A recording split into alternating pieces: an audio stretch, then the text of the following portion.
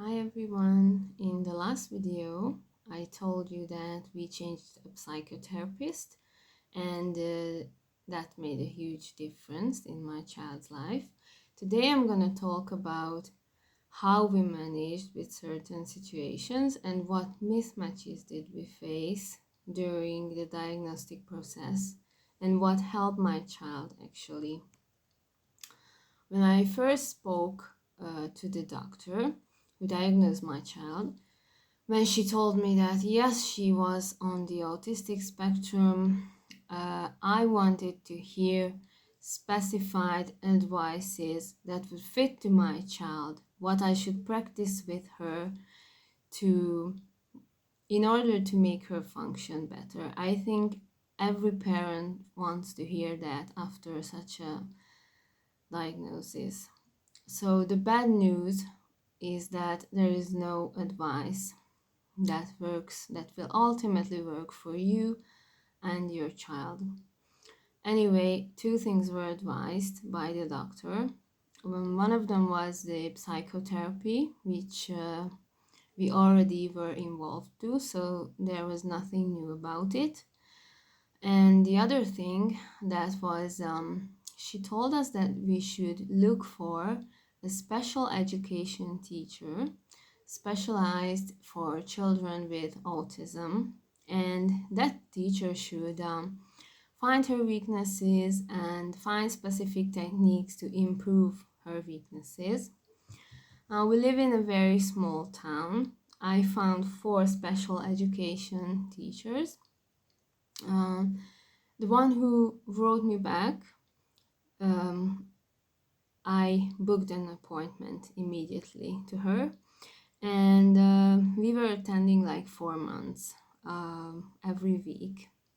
I very rarely went in to see what they do because she told me that my child was 11, so I should stay out as a parent because it should be a two-person situation, and I've accepted this and respected this, and I saw that my child was not improving at all. I asked my child what happens in this class, but she has a tendency not being able to give back precisely what happens to her. So when she said that they are just talking, like in case of a psychotherapy, I had doubts that I was sure that it's not the case. She's just not able to tell me what's happening to her. So after 4 months, my child was begging me to go to this special education teacher's classroom, and at that point, I knew I will have to make a decision that I cannot make on my own. So I asked my partner to come in with me as a co-parent and support me if is this really adequate what I saw. So that was the last time my child attended there.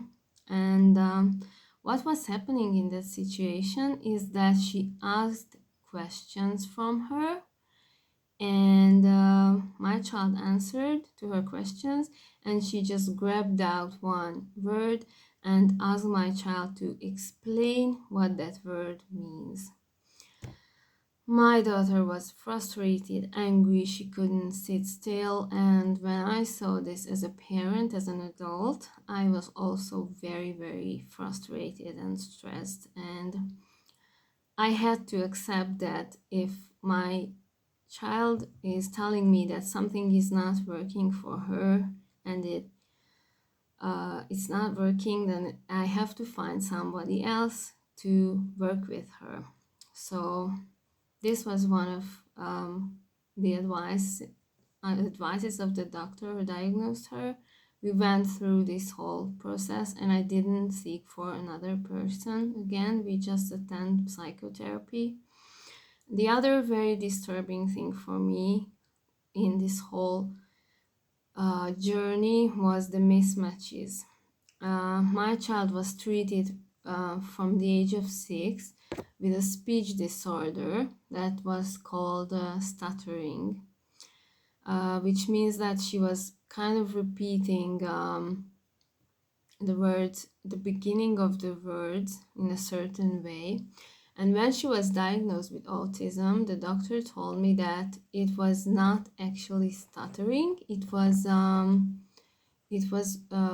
rather a kind of it's called echolalia, which is autistic children usually, or not usually, but some of them do that. I'm sure you know the word. I didn't know echolalia or what echolalia means, so I searched it on YouTube, and I was even more confused after searching for it. It's basically a repetition of what the child hears, and I was very angry for because it was a kind of speech therapy, but they also advised psychotherapy, and they also advised targeted sensomotor therapy, TSMT therapy in our language, that was to improve her movement, because all they thought was the issue in our case was stuttering and speech problems. And doctor told me it was not that, it was echolalia. I got frustrated and angry, but I didn't say anything. And after going to our psychologist, now we are attending 4 months, since 4 months ago, yeah, to her. She does an amazing job, and she told me that this was not echolalia, that she respects very much the doctor.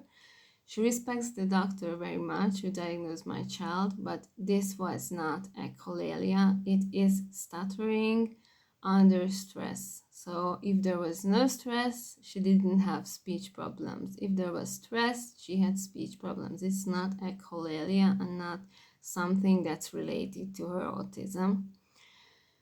And she tried to comfort me because she saw that I fell apart from this different opinion. The other mismatch was that during the diagnostic procedure, they've done appearance test. It's a very common test to test your attention, your focus ability. And my daughter's appearance test, they said, was so good that they couldn't say that she has attention deficit disorder. And the psychologist who we are attending to, she said, my daughter has so difficult, so big amount of attention deficit that she actually just hears some of the words. She cannot pay attention to anything for more than a certain time, and she compensates this with her intelligence. So this was a red flag for me as a parent. So why do they say different things from the same child, and how should I accept anything they say as a fact while they are saying different things from my child? This is one of the very frustrating part of this whole story, because you don't know what to believe. Who can you believe to?